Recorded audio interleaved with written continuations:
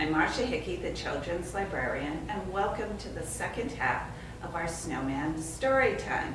First thing I'm going to teach you is the American Sign Language sign for snowman. So 2 hands out and snow, snow, gently falling. And man is like father, man, thumb to forehead, then pull out. So snow, man. Snow man. Good job.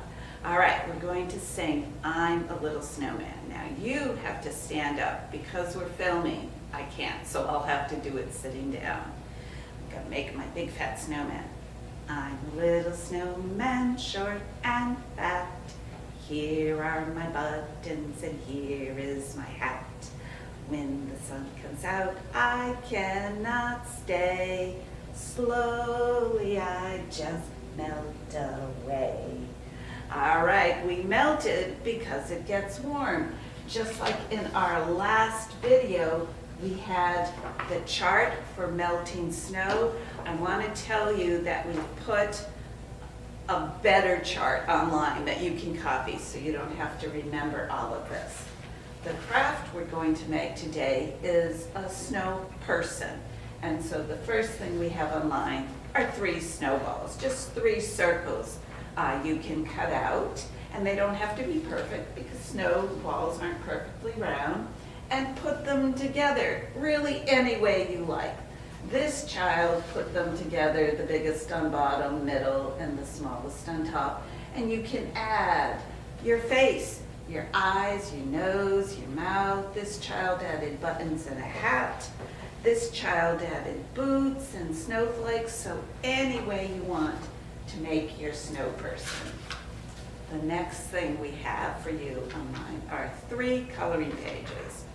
A snowman with a broom and a hat and a carrot nose. Another hatted carrot nose snowman with 2 bird friends. And a 3rd one with a little girl giving an ice cream cone to a snowman.